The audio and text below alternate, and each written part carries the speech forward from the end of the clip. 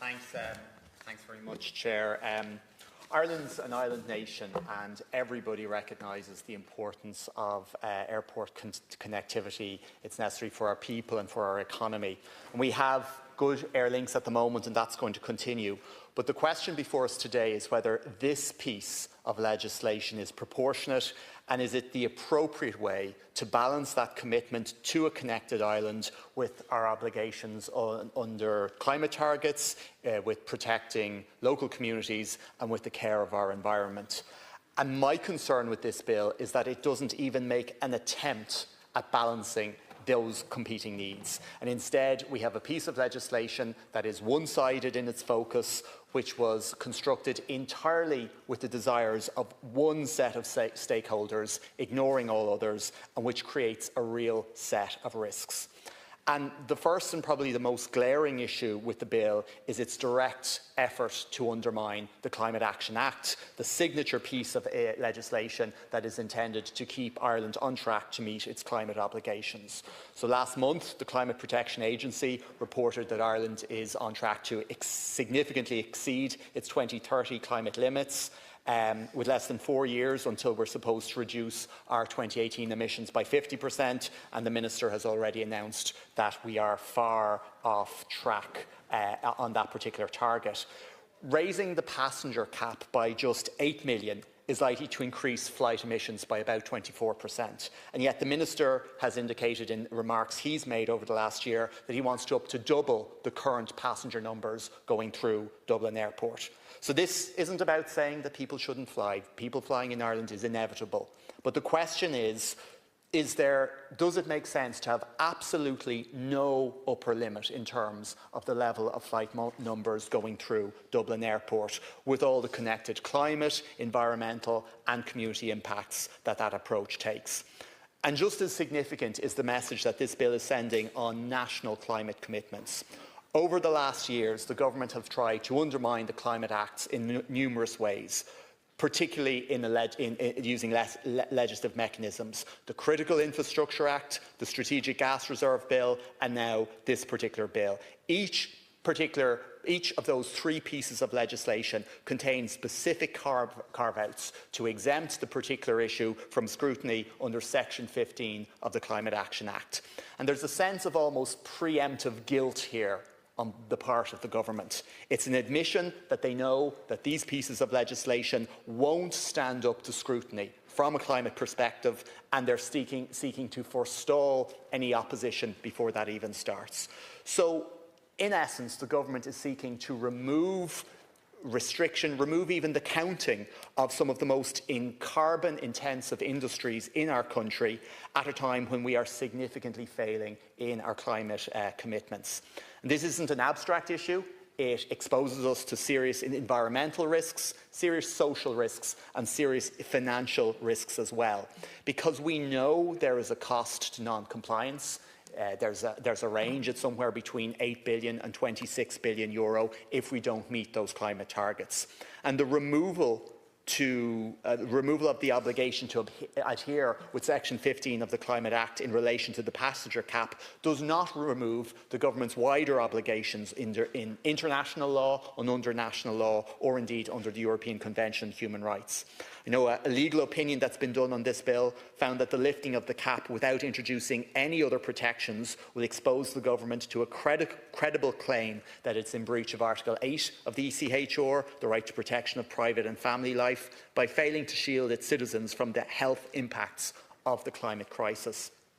And that same opinion also found the state had a procedural obligation to conduct an EIA, an environmental assessment impact, including all CO2 and non-CO2 emissions from arriving and departing flights, or face significant risks of being challenged in the courts.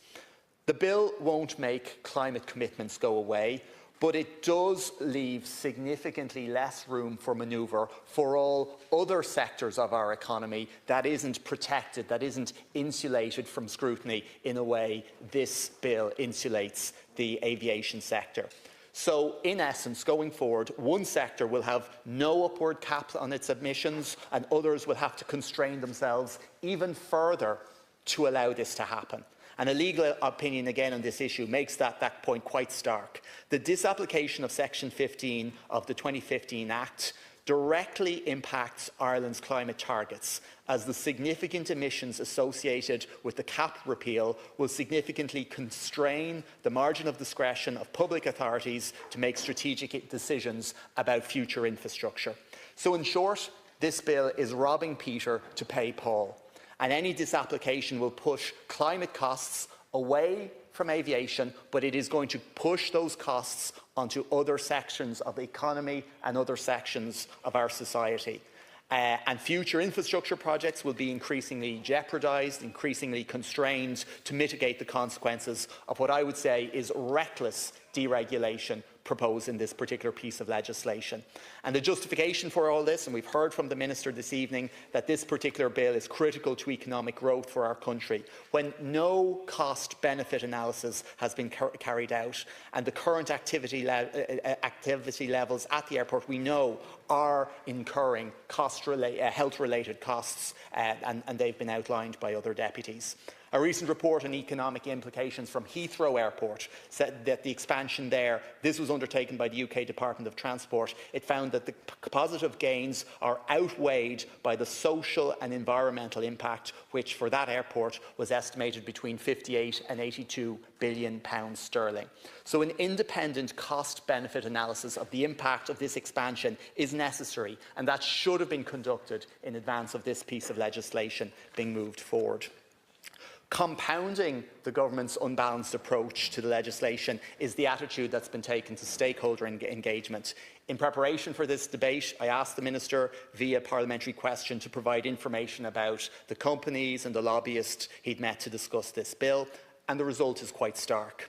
The Minister and the Taoiseach were very willing to engage with the airlines and their representatives, and look, that's absolutely fine, they're lobbyists, but no effort were made to engage with the environmental organisations to get alternative perspectives on this particular area. And I note in particular a number of environmental organisations actively sought engagement with the Minister, Children's Rights Over Flights, Friends of the Earth, and these meetings were not granted on this issue. And this isn't a balanced approach. It appears that in the drafting of this piece of legislation, that perspective about the environment was entirely absent from the considerations. And Minister, yes, you're the Minister for Transport, but you're also the Minister for Environment. You're also the Minister for Climate. And yet you seem allergic to meeting organisations representing those particular interests. And this lack of consultation feeds into the way in which this legislation is likely to impact on local communities. It doesn't appear that the key concerns that local communities have voiced throughout this process, that were voiced in detail at the Joint Oireachtas Committee when we heard on this issue, it does not appear that their concerns are being taken into account in a meaningful way in this bill. Since the North Runway entered operation, local residents living close to Dublin Airport have already highlighted significant concerns around a range of issues, particularly the issue of noise. I know you have constituents in your constituency, Minister, who have undoubtedly brought this issue to do. Myself, Deputy Coppinger, in places like Hollystown, Hollywood Rath, Tyrrellstown, it is a regular issue, the impact of noise, and particularly the change in flight paths from what people were told to what actually was eventually permitted. And all of this, of course, with the current restriction, the current cap in place. I understand, Minister, you met with residents of St Margaret and the ward last month. I think they provided you with an economic analysis that they've done of the costs to health, particularly from noise generated from the airport. So local residents are already been severely impacted by the current levels of activity at Dublin Airport. But again, instead of engaging meaningfully with those particular concerns, this proposal is to introduce potentially limitless increases in the number of flights on top of the existing problematic patterns. And again, I know from FOI requests that there has been more correspondent between Minister O'Brien and Airlines for America than with local groups. And again, your concern, your statement, Minister, that you made in advertising this bill on social media over the last week, you said that the bill, that people's concerns will be addressed in a substantial way and a way that is respectful of local communities. And I do not believe this adds up when I look at this draft right now. The bill doesn't in any way anticipate an assessment of noise impact, and it again pushes responsibility for noise mitigation back onto the planning authority. So, Chair, the need for air connectivity in an island nation like Ireland is unavoidable. No one, again, I say this really clearly, nobody disputes that. But what is of concern here is the ill-considered way in which this particular piece of legislation has been brought forward without any recognition of a balancing, any recognition that there are other considerations that needs to be taken account of in bringing a change like this forward.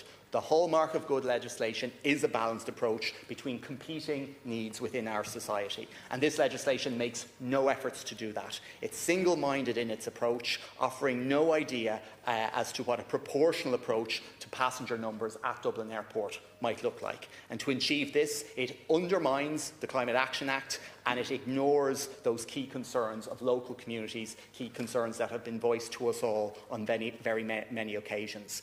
And I think this is a reflection of the way that the legislation was prepared, in close consultation with the aviation industry, but with the concerns of those key environmental groups entirely excluded. So ultimately, it will be ordinary people who bear the consequences of this approach in the costs of complying with missed climate targets and in the impacts from increased noise for those living in the vicinity of the airport. And again, and it's unfortunate to say, but the approach being adopted to this particular piece of legislation is more and more replicated across the government's approach to all issues to do with climate and the environment.